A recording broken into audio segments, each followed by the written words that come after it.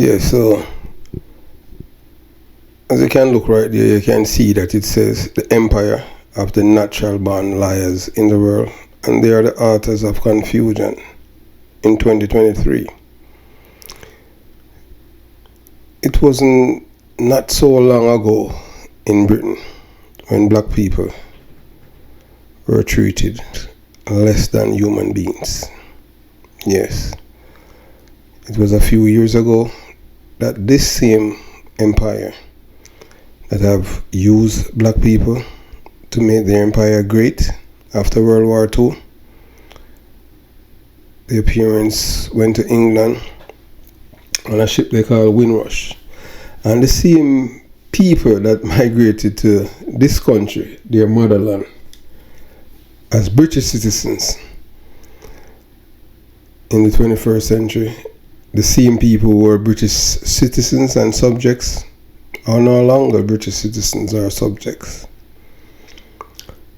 Yes, you know, the empire, the British Empire, is the empire of the natural born liars in the world, and they are the author of confusion in 2023. The way that they have treated black people, it is not being taught in schools around the world, and maybe not in Britain, because I'm not privy to their educational system there, although I have family living there. But I can tell you that of all the countries that I've been in the world, the first time I experienced racism was in London. And it wasn't white people, it was people of Indian descent. But I want you to, to stay tuned, to watch this preview of what the black people were going through in England until Bob Marley visit there. They were like a sheep without a shepherd until Bob Marley went there and performed on BBC. That was the thing that gave black people a lift, give them some hope. Imagine looking at these videographic evidence to show wickedness black people have endured for centuries, and even today's day.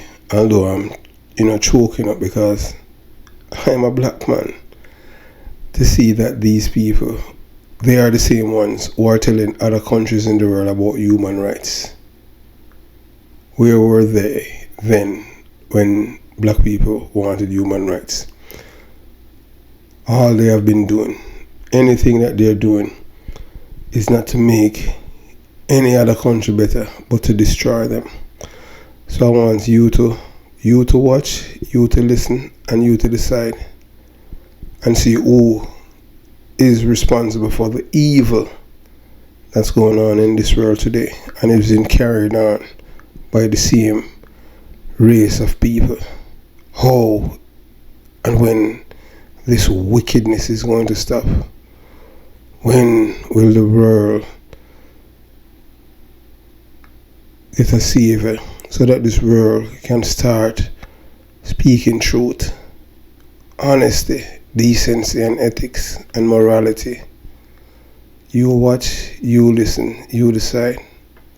The social and political and economic climate of the time was crap for everybody. If you were black, multiply that by 10.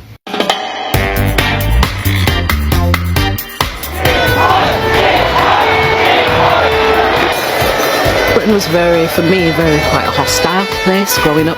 Hearing these, we felt we couldn't even leave our communities because the racial attacks at the time and just the slogans on the wall. And we were only young children, and so I think it quite traumatized us, and I think the atmosphere was very much that we weren't wanted. Young black people called the police the wicked Babylon, and they felt they were being persecuted. We were treated like shit back in those days, and we were desperate for something that would lift us up. Come on and steer it. Little darling, steer it. I do do remember us sat there watching when Marley came on, and I screamed. I absolutely screamed, jumping around the place, because reggae music wasn't something that the radio stations played, or it wasn't really featured in British society. So to see Bob Marley on the All Grey Whistle Test blew my mind. It was one of those moments that you never forget. This is a rock program. This is a reggae artist. It had never happened before. And up until that point, we haven't seen this band perform live. It's been a static image on an album sleeve. So really, really a powerful performance. Marley's presence resonated with the condition, particularly of young black people in Southampton, because they were told for so long they're not good enough, they can't get jobs, they were sent to schools that were supposed to be for people who were deficient in some way or the other, and they saw that the kind of jobs their parents did, as good as they may have been, they wanted to do better. I'm actually a product of the Windrush generation. A lot of our parents kind of denied their culture to try and assimilate. They tried to anglicise themselves, which obviously didn't work. And, we're growing up, teenage kids, we're seeing that our parents are basically being screwed. And that's what Bob did at that moment in time. He lifted the black youth of this country. We're being informed by what's going on in America with the whole civil rights thing. So we're pissed off and angry. And Bob gave that a soundtrack. It was like doors were just open to this music and to this man. He just blew the roof off with positive vibration and some positive reggae music. His music was an education, so a lot of us didn't have the access to the books. Like now we've got the internet, you can research anything. He was like our internet. Through music we got educated, and we learned about ourselves and had a sense of pride in who we were. But Marley definitely changed Britain. And that message of unity and love, I think we need his music more now than ever. Yeah, so we come to the end of that